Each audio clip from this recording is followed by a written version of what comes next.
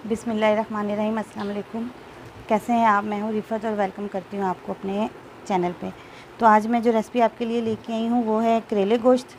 तो यहाँ पे मैंने तकरीबन 1 किलो करेले ले लिए थे, जिनको मैंने काट के इस तरह से मैंने इनकी कटिंग कर ली है छील के, और फिर मैंने इनको नमक लगा के रख दिया था 1 से 1.5 घंटे के लिए, ताकि इनका कड़वापन ख़त्म हो जाए।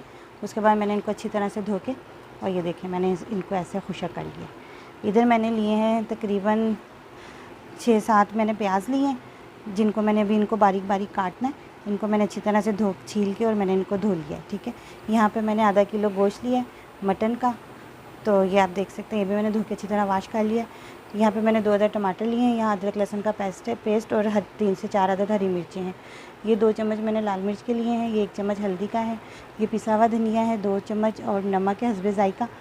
थोड़ी सी मैंने काली मिर्चें ली हैं और थोड़ा सा मैंने पिसा हुआ ज़ीरा लिया। तो चलें अपनी रेसिपी की तरफ चलते हैं। मैंने जो गोश्त लिया था वो मैं इसमें डालने लगी हूँ।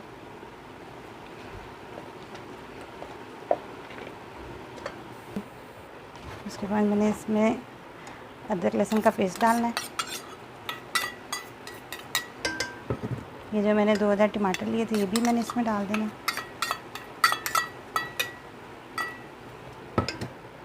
और ये जो तकरीबन मसाला था ये भी सारा इसमें डाल देना है।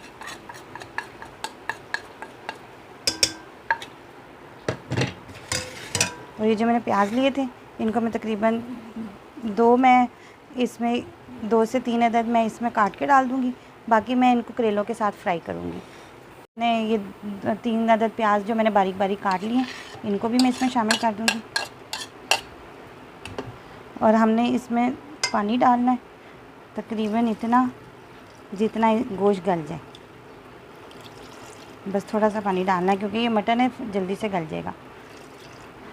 तो चलिए अब हम इसको चूल्हे पे रखते हैं। हमने अपना सालन चूल्हे पे रख दिया। अब हमने इसको तब तक पकाना है जब तक पानी खुश्क हो जाएगा और गोश्त भी गल जाएगा। तो हमने गोश्त पकने के लिए रख दिया। तो दूसरी तरफ हमने ये छोटी पतीली रखी है और आग जलाई है, और ये मैं इसमें ऑयल डालने लगी तकरीबन 1 कप के करीब डाल के फ्राई करेंगे।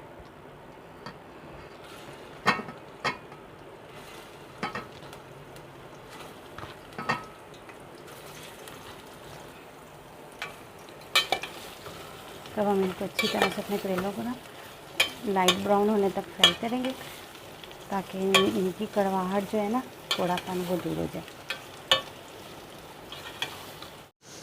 तो आप ये देख सकते हैं कि करेले हमारे तैयार हो गए। बस हमें इसी तरह ही चाहिए, ज़्यादा हमने इनको फ्राई नहीं करना। तब हम इसको अपनी प्लेट में निकाल लेते हैं।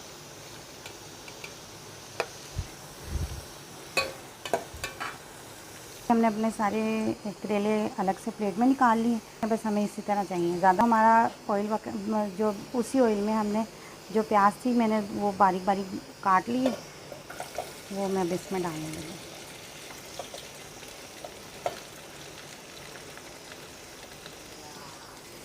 इसको प्याज को भी हमने बस सिर्फ नरम करना है 5 से 10 मिनट तक। हमने इसको लाल या फ्राई नहीं करना, बस हमने इसको नरम करना है। तो ये आप देखें कि हमारी ना प्याज लाल हो गई है। लाल नहीं, बस नरम करनी थी हमें, इतनी ही चाहिए। तो ये भी हम अब अलग से प्लेट में निकाल लेते हैं।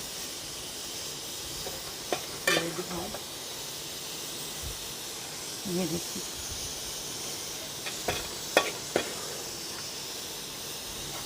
तो चलिए अब हम अपने गोश्त को देख लेते हैं। तो आप यहाँ पे देख सकते हैं कि गोश्त हमारा पानी से खुश्क हो गया और हमारा गोश्त भी अच्छी तरह से गल गया। तो अब हम इसकी भुनाई करते हैं। तो ये जो हमारा बचा था तेल, ये हम इसमें डालने लगे। इसमें ना घी, आप कुकिंग ऑयल या घी जो भी इस्तेमाल करेंगे ना, थोड़ा ज़्यादा डलता है। तो यहाँ पे हम देखें ये घी थोड़ा कम है, तो मैं थोड़ा सा घी और डालने लगी ताकि हम इस गोश्त की भुनाई अच्छी तरीके से कर सकें। ये देखिए, मैंने इसमें थोड़ा सा घी और डाला, तेल। अब हम इसको अच्छी तरह से भूनेंगे।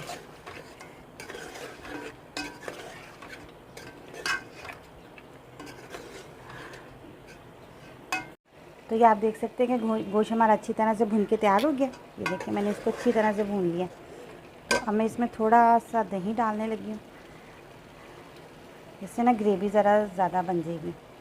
बस थोड़ा सा डालना है, तकरीबन आधा कप।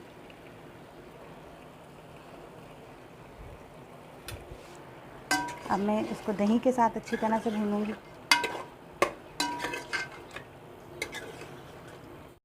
तो आप ये देख सकते हैं कि दही का पानी भी बिल्कुल खुश्क हो गया और गोश्त भी अच्छी तरह से मैंने भून लिया है।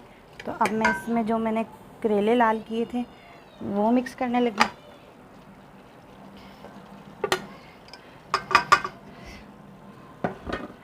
और साथ ही में इसके जो मैंने प्याज लाल की थी वो भी मिक्स करने लगी।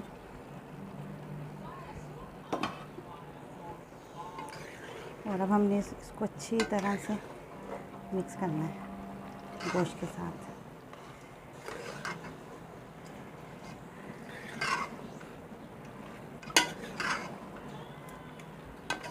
और तकरीबन हमने 2 मिनट इसको गोश्त के साथ भूनना, ताकि करेलों में भी गोश्त का मसाला सारा मिक्स हो जाए। तो ये आप देख सकते हैं कि मैंने अच्छी तरह से इनको मिक्स कर लिया सारा। अब मैं इसमें थोड़ा सा डालने लगी हूँ पिसा हुआ गरम मसाला, तकरीबन 1 चम्मच। ये देखिए मैंने गरम मसाला डाला। और यहाँ पे मैंने 1 अदद टमाटर और हरी मिर्चें काटी थी, वो मिक्स करने लगी। और ये मेरे पास आधा नींबू है, वो भी मैं इसमें निचोड़ दूँगी।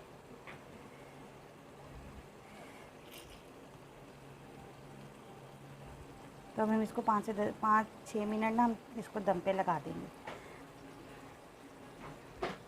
इसको दम पे लगाते हैं।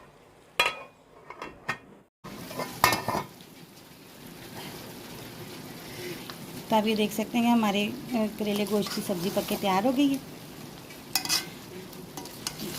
अगर आपको मेरी रेसिपी पसंद आए तो प्लीज़ मेरे चैनल को लाइक और सब्सक्राइब करना और ज़्यादा से ज़्यादा शेयर करना। तो ये हमारा पंजाबी स्टाइल में करेले गोश्त पक के तैयार है जी। तो ये आप देखेंगे हमारा पंजाबी स्टाइल में पक के करेले गोश्त तैयार हो गया। तो प्लीज़ मेरी वीडियो को पूरी देखिएगा। जब तक के लिए इजाज़त दीजिए, अगली रेसिपी के साथ फिर हाजिर होंगी। आपका और मेरा अल्लाह ताला निगहबान, दुआ में याद रखना। अल्लाह हाफिज़।